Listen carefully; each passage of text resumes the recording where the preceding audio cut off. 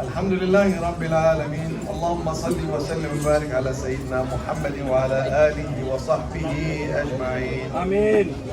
جعلنا الله وإياكم ممن يستوفيه شفاعته ويرجو من الله رحمته ورأفته.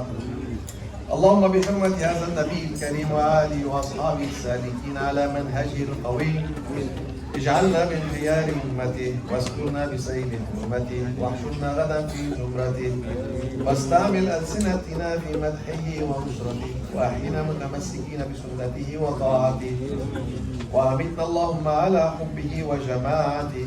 اللهم ادخلنا معه الجنة فإنه أول من يدخلها وأنزلنا معه في قصورها فإنه أول من ينزلها وارحمنا يوم يشفع للخلائق فترحمها.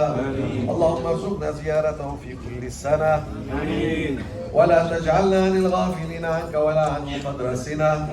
اللهم لا تجعل في مجلسنا هذا أحدا إلا غسلته بماء التوبة ذنوبه وسترت برداء المغفرة عيوبه.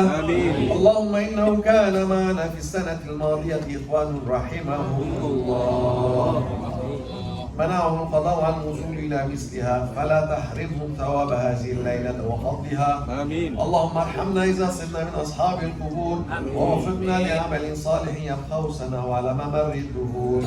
اللهم اجعلنا لآلائك الذاكرين ولنعمائك الشاكرين وليوم لقائك من الذاكرين وأحينا بطاعتك مشغولين. فإذا توفيتنا فتوفنا غير مفتونين ولا مخذولين واختم لنا منك بخير أجمعين. آمين.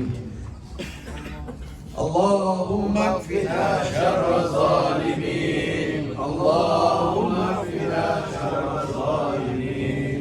اللهم اكفنا شر الظالمين واجعلنا من فتنة هذه الدنيا سالمين. آمين. اللهم اجعل هذا الرسول الكريم لنا شفيعا وارزقنا به يوم القيامة مقاما رفيعا.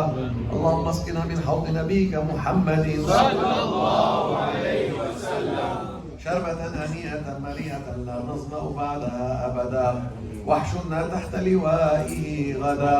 اللهم اغفر لنا به ولآبائنا ولأمهاتنا ولمشايخنا ولمعلمينا وذوي الحقوق علينا ولمن أجرى هذا الخير في هذه الساعة ولجميع المؤمنين والمؤمنات والمسلمين والمسلمات الأحياء منهم والأموات إنك قريب مجيب الدعوات وقاضي الحاجات وقاضي الحاجات وقاضي الحاجات وغافر الذنوب والخطيئات يا أرحم الراحمين.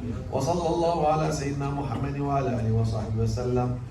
الحمد لله رب العالمين. سبحان ربك رب العزة عما يصفون وسلام على المرسلين والحمد لله رب العالمين.